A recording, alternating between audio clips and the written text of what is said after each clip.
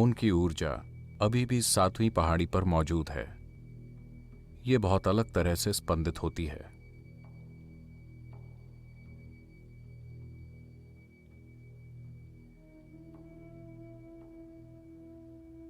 वेलिंगिरी पहाड़ों की तलहटी में सद्गुरु ने ईशा योग केंद्र आत्म परिवर्तन के लिए एक पवित्र स्थान के रूप में स्थापित किया है।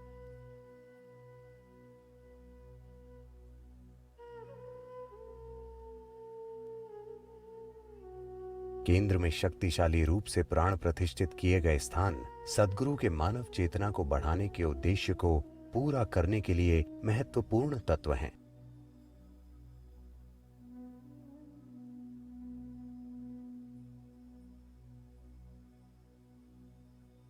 ये एक बहुत शक्तिशाली ऊर्जा केंद्र है। इसे ऐसा बनाया गया है, मैं कहूँगा यह हर तरह से अद्वितीय है।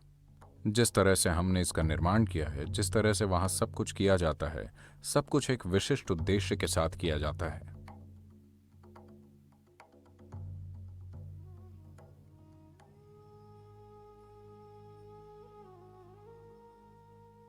प्राण प्रतिष्ठा एक जीवंत प्रक्रिया है। यह इस तरह है, यदि आप मिट्टी को भोजन में बदलते हैं तो इसे हम खेती कहते हैं। यदि आप भोजन से मांस और हड्डी बनाते हैं तो हम इसे पाचन कहते हैं। यदि आप मांस को मिट्टी में परिवर्तित करते हैं तो हम इसे दाह संस्कार कहते हैं। या यदि आप इस मांस या एक पत्थर या यहां तक कि एक स्थान को एक दिव्य संभावना में बदल सकते हैं तो इसे प्राण प्रतिष्ठा कहा जाता है। ईशा योग केंद्र का केंद्र बिंदु ध्यानलिंग है। ध्यानलिंग कई आत्मज्ञानी जीवों का सपना रहा है। ध्यानलिंग सद्गुरु द्वारा 3 साल की गहन प्राण प्रतिष्ठा प्रक्रिया से बना है। आत्मज्ञान और आध्यात्मिक मुक्ति का एक द्वार, ध्यानलिंग की ऊर्जाएं हर उस इंसान के लिए एक संभावना पैदा करती हैं जो इसके संपर्क में आता है, ताकि वे जीवन को अपनी समग्रता में अनुभव कर सके। ध्यानलिंग के क्षेत्र में कोई भी व्यक्ति स्वाभाविक रूप से और सहजता से ध्यानमय हो जाता है।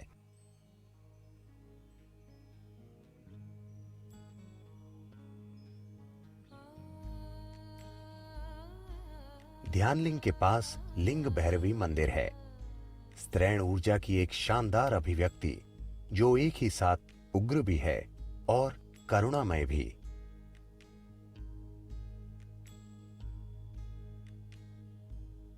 भक्त कई प्रकार की धार्मिक विधियों और अर्पण प्रक्रियाओं से देवी की कृपा पा सकते हैं। देवी कृपा जीवन में हर कदम पर सहायता करती है, चाहे वो रिश्ते हो, स्वास्थ्य हो, समृद्धि हो या सामान्य भलाई ही हो। पुरुषों के लिए सूर्य कुंड और महिलाओं के लिए चंद्र कुंड ईशा योग केंद्र में ऊर्जावान कुंड हैं। उनके जीवंत जल में एक डुबकी से शारीरिक और मानसिक कल्याण के साथ आध्यात्मिक ग्रहणशीलता भी बढ़ती है।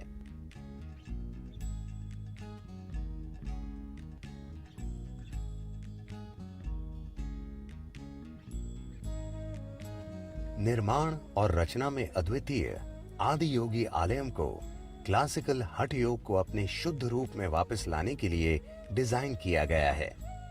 आदि योगी आलयम में आदि योगी लिंग स्थित हैं, जिसे विशेष रूप से क्लासिकल योग के प्रसारण के लिए प्राण प्रतिष्ठित किया गया है।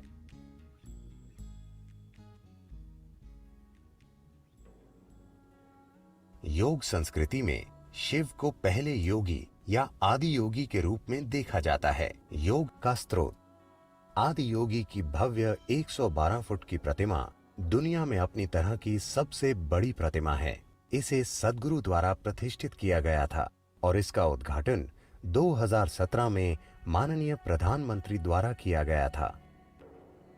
आदि योगी के पास योगेश्वर लिंग स्थापित हैं, जिसे सद्गुरु ने मानव प्रणाली के 5 प्रमुख चक्रों की अभिव्यक्ति के रूप में प्रतिष्ठित किया है।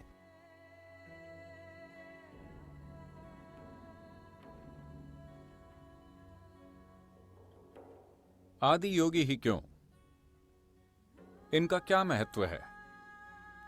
15,000 साल पहले जब उन्होंने योग के विज्ञान को खोजा और समझा, मानव तंत्र के विज्ञान को, इसे कैसे संभाला जाए, कैसे इसे शिखर तक पहुंचाया जाए, और इसके लिए उन्होंने 112 तरीकों का निर्माण किया।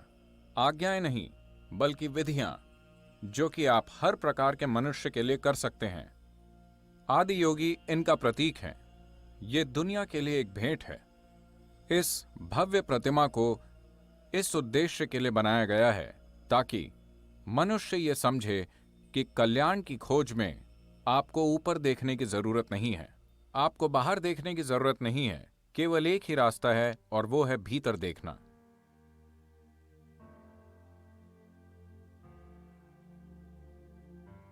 जिस स्थान पर हम एकत्रित हुए हैं, आने वाले समय में वह सभी के लिए प्रेरणा का स्रोत बनने जा रहा है। स्वयं को विसर्जित करने और सत्य की खोज करने के लिए एक स्थान। सद्गुरु ने एक काम जो किया है वह वास्तव में उल्लेखनीय है। उन्होंने आम लोगों को योगी बना दिया है। आज आप सबके साथ आदियोगी की 112 फीट की भव्य प्रतिमा की मौजूदगी में रहना मेरे लिए बहुत खुशी की बात है।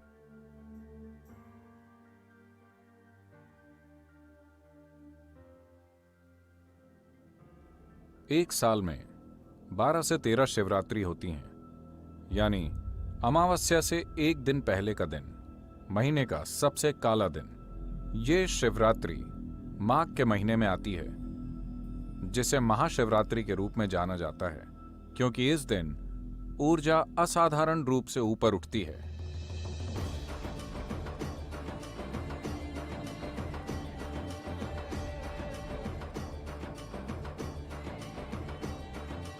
ये एकमात्र ऐसा त्योहार है जो पूरी रात चलता है और इतने सारे लोग इसमें शामिल होते हैं। महा